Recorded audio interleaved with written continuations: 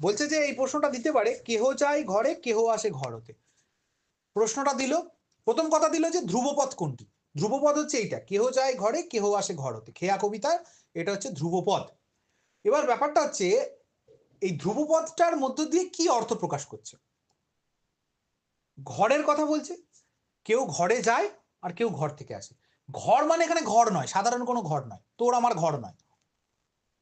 ঘর মানে হচ্ছে এখানে একটা আশ্রয়, অবশ্যই তোর আমার আশ্রয়, আমার তোরও, কিন্তু প্রেক্ষিতটা কি বলছে, কেহ যায় ঘর হতে কেহ আসে, কেহ যায় ঘরে কেহ আসে ঘর হতে, মানেটা কি, কিছু লোক আশ্রয়চ্যুত হচ্ছে আর কিছু লোক আশ্রয় পাচ্ছে আবার নতুন করে।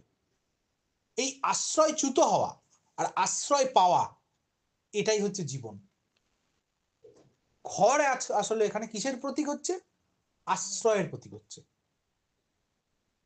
কবিতাটা তো আশ্রয়হীনতার সাথে আশ্রয়ের যে দ্বন্দ্ব তার কবিতা। এই রক্তক্ষয়ী সংগ্রাম তো মানুষকে আশ্রয়হীন করে তুলছে, নির্ভরতাহীন করে তুলছে। শুধু আশ্রয় মানে ঘরে আশ্রয় নয়, এখন তোরা আমরা যারা ছোট তারা প্রত্যেকেই আমরা বেশি আশ্রয় করি কাকে বলতো, বাবা মাকে। নিশ্চয়ই কারোর গার্লফ্রেন্ড বয়ফ্রেন্ড নেই, বাবা মাই হচ্ছে আশ্রয়, বউটাও নেই কারোর, তাহলে এই মুহূর্তে আশ্রয় কে, বাবা মা। আর আশ্রয় কি, ঘর।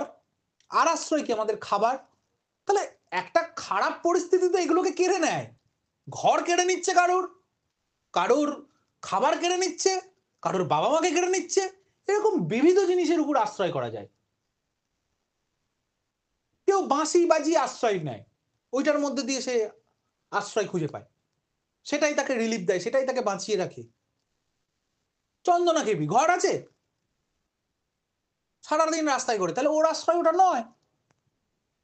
ওর আশ্রয় কি, দুটো পা, ও এক জায়গায় বসেই থাকতে পারবে না, ও হেঁটে হেঁটেই জীবনটা বেঁচে আছে, খ্যাপা খেপি। তাই প্রত্যেকটা মানুষের, প্রত্যেকটা জীবের আলাদা আলাদা আশ্রয় বিন্দু হয়।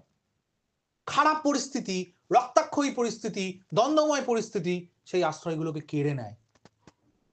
কেউ আশ্রয় আবার নতুন করে খুঁজে পায়, কেউ পায় না। এটাই হচ্ছে কেহ যায় ঘরে কেহ আসে ঘরতে। ঠিক আছে।